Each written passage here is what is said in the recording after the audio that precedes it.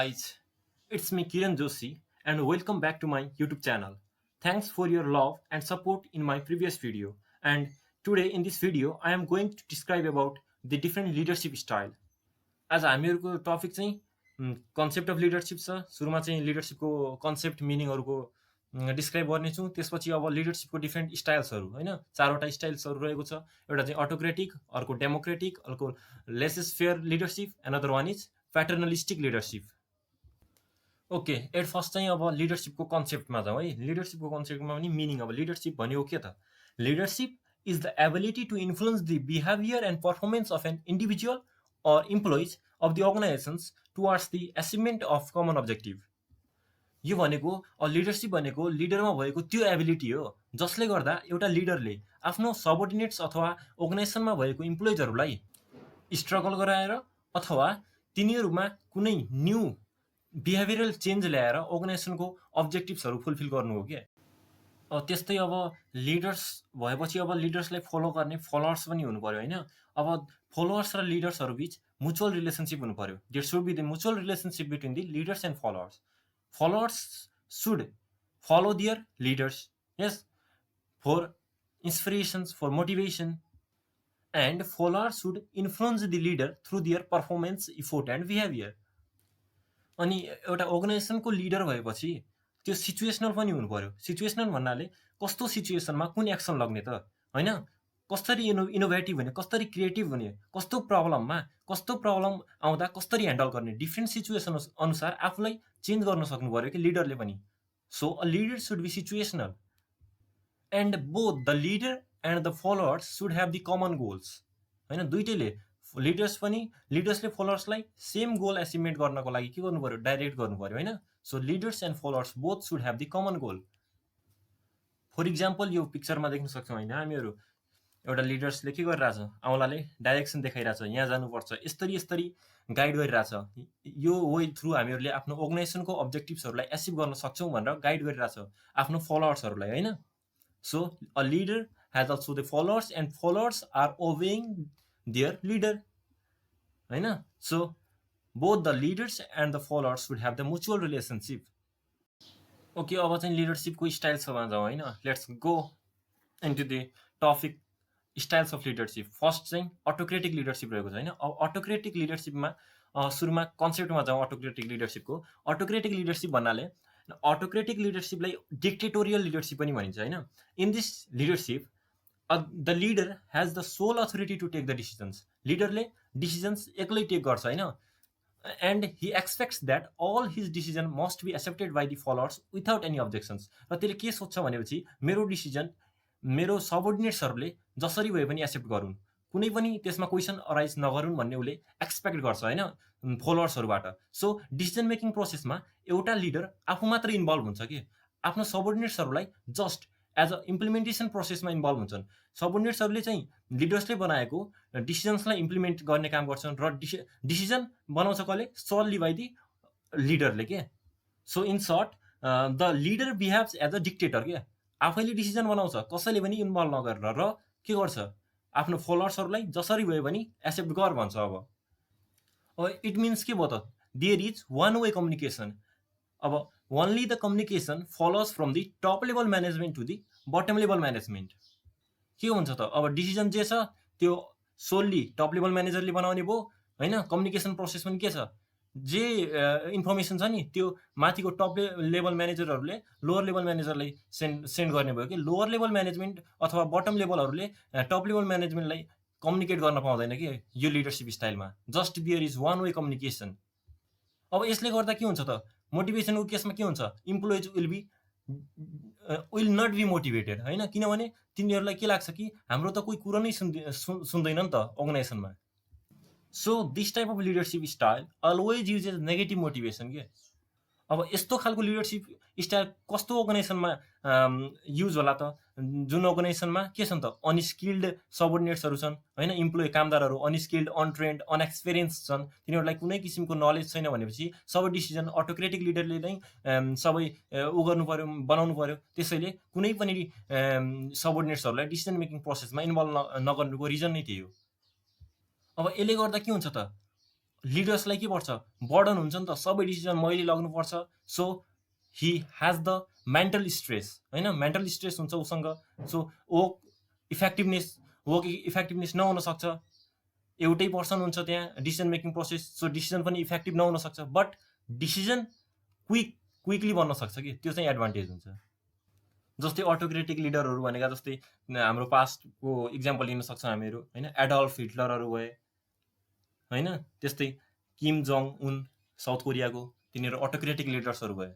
जस्तै यो पिक्चरमा छ नि, लिडर रेड कलरमा छ नि, त्यसले के गरिरहेछ, माइक थ्रु स्पिक गरिरहेछ। जे त्यसले भन्यो लिडर्सहरू त्यही फलो गरिरहेछन्, कुनै पनि अब्जेक्सन छैन, जे भन्यो त्यो मान्नै पर्यो तिनीहरूले। नमानेपछि यु आर फायर आउट भन्छ, जबदेखि निकालिदिन्छ। ओके, अब सेकेन्ड टाइप चाहिँ डेमोक्रेटिक लिडरसिप छ। अब यो चाहिँ कम्पेयर गरेर भन्छु है म। फर्स्ट चाहिँ अटोक्रेटिक लिडरसिपसँग, अब यसलाई कम्पेरिजन गरेर democratic leadership. In democratic leadership a leaders makes the decision by involving the subordinates, होइन। अटोक्रेटिक लिडरसिपमा सोलले डिसिजन टेक गर्छ, होइन, एउटा लिडरले। अब यसमा चाहिँ आफ्नो सबअर्डिनेट्सहरूलाई पनि लिडरले इन्भल्भ गर्छ डिसिजन मेकिङ प्रोसेसमा, होइन, so that decision will be more effective. किनभने इम्प्लोइजहरूलाई थाहा हुन्छ नि त कस्तो कस्तो प्रब्लम्स अर्गनाइजेसनमा छ। सबै प्रब्लम्स त एउटा म्यानेजरियल लिडरलाई थाहा हुँदैन। सो इम्प्लोइजहरूलाई पनि इन्भल्भ गर्छ डिसिजन मेकिङ प्रोसेसमा। अब यसमा लिडर्स बिलिभ्स इन सेन्ट्रलाइजेसन हुन्छ अटोक्रेटिकमा। यसमा चाहिँ के हुन्छ भनेपछि leaders believes in decentralized power के। न कम्युनिकेसन प्रोसेस चाहिँ यसमा चाहिँ two way communication, there is two way communication.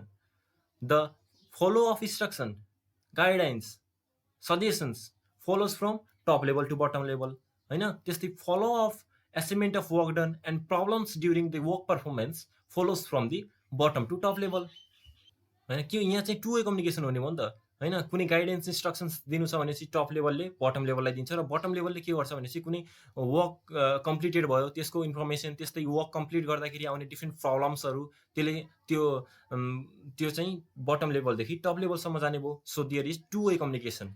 अटोक्रेटिकमा चाहिँ वान वे थियो। अब त्यस्तै यहाँ मोटिभेसन, यहाँ चाहिँ अब पोजिटिभ मोटिभेसन हुन्छ भने कसरी हुन्छ भनेपछि अब इम्प्लोइजहरूले के सोच्छन्, हामीहरू कुरा पनि अर्गनाइजेसनमा केही सुनिने रहेछ, हामीहरूको पनि केही बोली लाग्ने रहेछ सोच्ने भयो नि त। So employees will be self motivated के।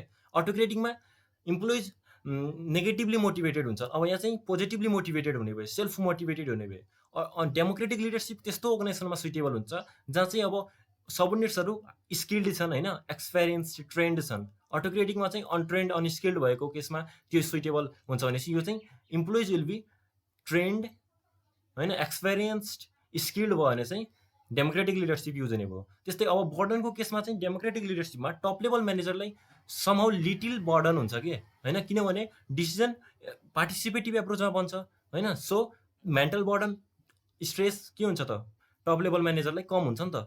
त्यस्तै अब यसका डेमोक्रेटिक लिडर्स भनेका फ्रेङ्कलिन डी रोजवेल्ट युएसएका, होइन, बाराक ओबामा, यिनीहरू डेमोक्रेटिक लिडर्स भयो, होइन। You can look in the picture, होइन, पिक्चरमा के छ, लिडर्स छ नि, यो रेड कलर लिडर पनि के छ, सबै फलोवर्सहरूसँगै पार्टिसिपेटिभ एप्रोचमा कुनै डिसिजन मेक भइरहेछ कि यसमा। All are in the same level during decision making process, होइन, सबैको कुरा सुनिरहेछ। अब थर्ड टाइप चाहिँ के छ, लेसेस फेयर लिडरसिप, होइन।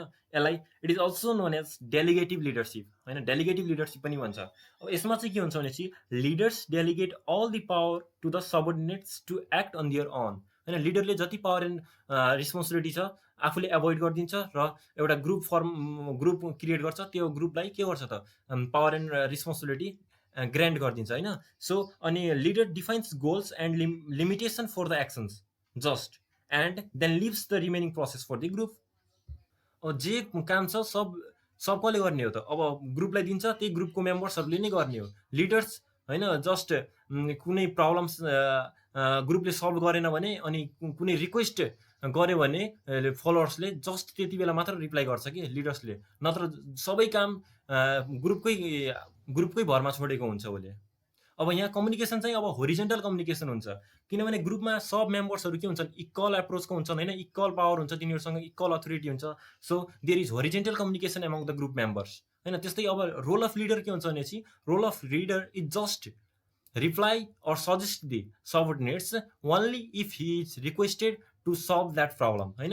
यदि ऊ रिक्वेस्टेड गरिरहेछन् फलोवर्सहरूले, हामीहरूले गर्न सकेन सो हजुर गरिदिनु भनेपछि जस्ट त्यति बेला रोल अफ लिडरले त्यति बेला एक्सन लाग्छ कि अब यो सुइटेबल कस्तो अर्गनाइजेसनमा छ भनेपछि अटोक्रेटिक अनस्किल्ड अनट्रेन्ड माथि भनेपछि लिड अनि ऊ डेमोक्रेटिक चाहिँ स्किल्ड एक्सपिरियन्स यो चाहिँ highly skilled and highly experience man power अथवा इम्प्लोइ जुन अर्गनाइजेसनसँग छ त्यो अर्गनाइजेसनमा चाहिँ अप्लाइड हुन्छ लेजेस फेयर लिडरसिप के होइन। अब यसको एडभान्टेजेसहरू के हुने भयो त अब free to make decisions for the organizational employees अर्गनाइजेसनको सबर्डिनेट्सहरूलाई फ्रिडम हुन्छ डिसिजन बनाउनलाई। अनि यसले इट ब्रिङ्स द क्रिएटिभिटी होइन सबै इम्प्लोइजहरूले नयाँ नयाँ initiatives the take the new initiatives होइन त्यस्तै इम्प्लोइज विल बी सेटिस्फाइड होइन जब सेटिस्फ्याक्सन हुन्छ। सो अनि यिनीहरू एडभान्टेजेस भयो। अब सम डिसएडभान्टेजेस के हुन्छ भनेपछि ल्याक अफ रोल अवेरनेस कस्तो कस्तो गर्ने भनेर कुनै अवार्ड दिने कुनै हेड नै छैन होइन। त्यस्तै अनि लो एकाउन्टेबिलिटी सुरुमा एकाउन्टेबिलिटी भनेको चाहिँ accountability is the obligation to submit the report to the leader of the work the subordinate has done. जुन वर्क होइन एउटा सबर्डिनेट्सलाई गर्नलाई दिएको थियो नि त अब त्यो वर्कको अब रिपोर्ट चाहिँ आफ्नो सुपेरियरलाई पठाउनु पर्यो। अब रिपोर्ट त देखाउनु पर्यो त्यो प्रोसेस त्यो अब्लिगेसनलाई भनिन्छ एकाउन्टेबिलिटी होइन। अब यहाँ चाहिँ अब कसलाई पठाउने त कुनै वास्ता नै हुन्न लिडरलाई so there is low accountability. अनि त्यस्तै प्यासिभिटी पनि हुन्छ। प्यासिभिटी कस्तो हुन्छ भनेपछि अब इम्प्लोइले के सोच्ने भयो अर्को गरिहाल्छ अर्को इम्प्लोइ के सोच्छ अर्को गर्छ होइन उसले गरिहाल्छ मैले किन गर्ने यसरी सोच्छ। So there is passivity in the case of the laissez faire leadership. As in the पिक्चरमा के छन् सबै टिम मेम्बर्सहरू वर्क गरिरहेछन् होइन सबै आफ्नो आफ्नो काममा आफ्नो ध्यान गरिरहेछन्। अब लिडर चाहिँ के गरिरहेछ मजाले चेयरमा बसेर सुतिरहेछ होइन। सो लिडरको त कुनै रोल नै छैन कि जस्ट कुनै प्रब्लम अराइज छ ह्युज प्रब्लम भयो अनि फलोवर्सले रिक्वेस्ट गर्यो भने मात्र हो लिडर्सको एउटा रोल आउने भनेको नत्र अल पावर एन्ड रिस्पोन्सिबिलिटी लिडरले के गरिदिन्छ ग्रान्ट गरिदिन्छ एउटा ग्रुप मेम्बर्सहरूलाई होइन। सो फ्रिडम हुन्छ कि फलोवर्सलाई डिसिजन बनाउनलाई। Leaders just response if there is a huge problem and he is requested by the followers to solve that. Now the paternalistic leadership यो चाहिँ फोर्थ लिडरसिप अथवा लास्ट लिडरसिप स्टाइल हो।